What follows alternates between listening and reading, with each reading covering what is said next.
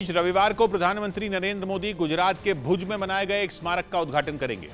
स्मृति one स्मारक नाम का यह म्यूजियम 2001 में आए भूकंप की याद में बनाया गया, इसीलिए इसे भूकंप में मारे गए 12,000 से ज्यादा लोगों को श्रद्धांजलि माना जा रहा है, जिसका नाम म्यूजियम की लंबी दीवार पर लिखा गया। एक साथ 12,932 लोगों के नामों की प्लेट म्यूजियम की दीवार पर लगाई गई। ये स्मारक गुजरात के सीने पर बने 21 साल पुराने जख्मों पर मरहम से कम नहीं है। 21 साल पहले आए जिस भूकंप ने अकेले भुज को नहीं बल्कि पूरे गुजरात को झकझोर कर रख दिया था। भुज के लिए तो शून्य से शुरुआत करने की चुनौती खड़ी हो गई थी। भुजियो नाम की पहाड़ी पर बना ये स्मारक भुज के साहस और बलिदान का प्रतीक होगा।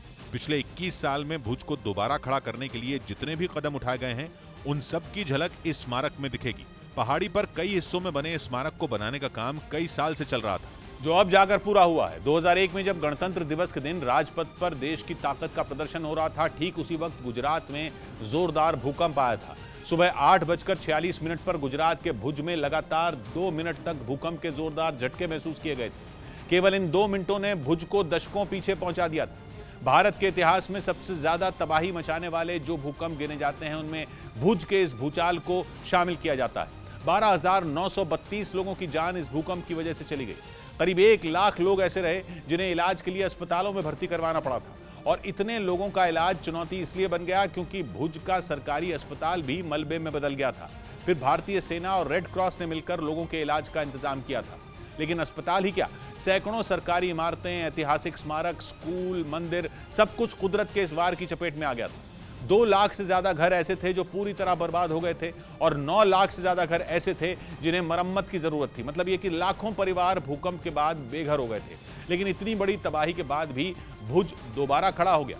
नए सिरे से लोगों को बसाया गया और उनके जख्मों पर मरहम लगाने की कोशिश की गई, जो किसी मिसाल से कम नहीं है। क्योंकि 2001 में तो जैसे कुदरत ने पूरे के पूरे शहर को ही धरती के एक हिस्से से गायब करने की कोशिश की थी। भूकंप को आए कुछ महीने ही बीते थे जब मौजूदा प्रधानमंत्री नरेंद्र मोदी गुजरात के मुख्यमंत्री बने थे। उनके सामने भुज को दोबारा बसाने के अलावा भुज के लोगों के दिल में भरोसा पैदा करने की चुनौती थी। अपनों को खो चुके लोगों के आंसू पोंछने की चुनौती थी। दावा है कि राज्य सरकार ने लोगों के घर बनाने से लेकर उनके रोजगार तक के इंतजाम किए।